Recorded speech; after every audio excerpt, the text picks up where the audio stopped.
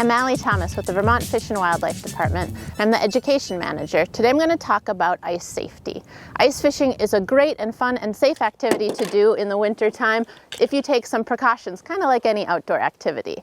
So one of the first things you want to do is get to know the body of water that you're going to be going to fish.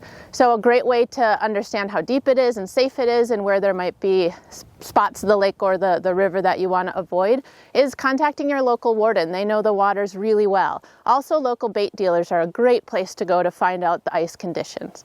Once you find out the ice conditions, you still have to be precautious and make sure you bring gear that's appropriate and dress appropriately so you can stay safe. One thing when it comes to what you're wearing, you don't have to have really expensive fancy gear, but it's important to wear layers and make sure your feet are dry and they're going to have boots that can get a little wet without soaking into your socks, because that will make your day horrible pretty quickly. And always wear a hat and something around your neck so you're not losing energy through your head or heat that way. So once you get your hat on, your boots on, a lot of layers so you don't get too sweaty, you can take them off, but also certainly you don't get cold. A lot of times when you're out ice fishing, the conditions will change a little bit during the day. It might be windy for a little bit and then nice and sunny. So certainly having layers to be able to adapt to those changes is really important. Once you get out to the ice, you've called your warden or talked to the bait fish dealer and you know what the conditions are like, you're dressed appropriately, you're going to want to bring something similar to this spud bar. Now, a spud bar is sometimes used to open old holes up with, or even early season ice fishing people use it just for the hole.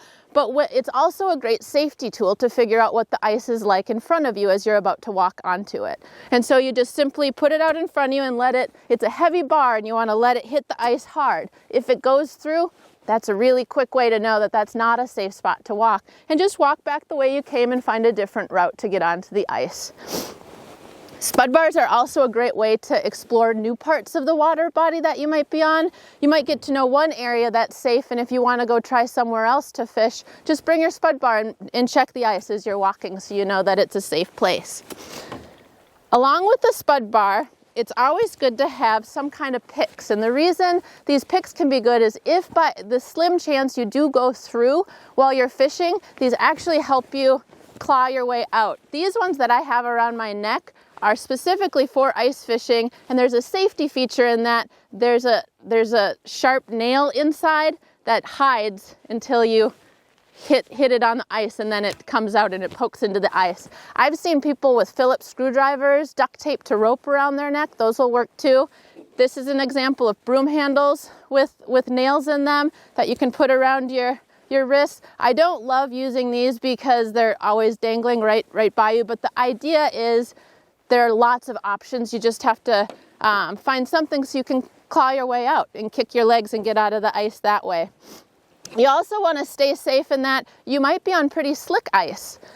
So a great thing to put on your feet are something that's some kind of gripper. There's lots of different varieties of these. This one is specifically a coil around rubber, and sometimes they're more spikes. But anything that goes over the bottom of your boot to help you from slipping is really important, and another safety precaution that's very a cheap way to stay safe on the ice. When it comes to what depths of ice you should walk on, that's going to vary depending on the quality of ice, because not all ice is the same strength. So I'm going to talk about something called black ice, which is ice that's very hard and it has very little air pockets or air bubbles or snow in it. So when it comes to walking on the ice safely, just as a person with their body, we recommend about 4 inches of black ice, safe ice, really strong ice.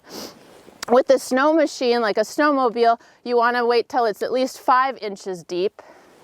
Cars, one thing I will say is the Fish and Wildlife Department recommends you don't bring cars or vehicles onto the ice, but a general rule is at least 8 to 12 inches, depending on the ice quality. And again, if that ice has frozen and thawed and then it snowed, that's gonna make air pockets in it, so you're almost gonna want to double those numbers if the ice isn't completely black and as strong as it can be. And then trucks, anywhere between 12 and 15 inches of black ice are necessary.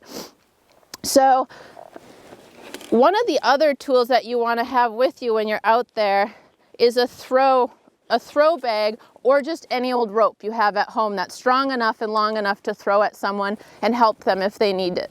One of the reasons this is really important is if someone were to go through, your natural instinct is to run to them and help them, but the ice is weak around them. It's much safer to throw them a rope and drag them out as you get back onto a safe ground or safe ice. So with a few extra precautions, picks, a throw rope, a spud bar, good clothing, and just taking some time to make sure you know how deep the ice is where you're going to be.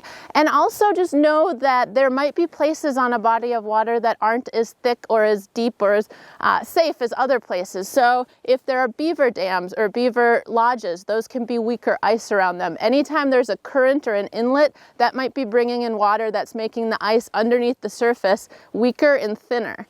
So it's just a few extra precautions before you get out on the ice, and stay diligent with your spud bar and your safety tools, and you'll have a great day fishing. So thank you very much and have fun.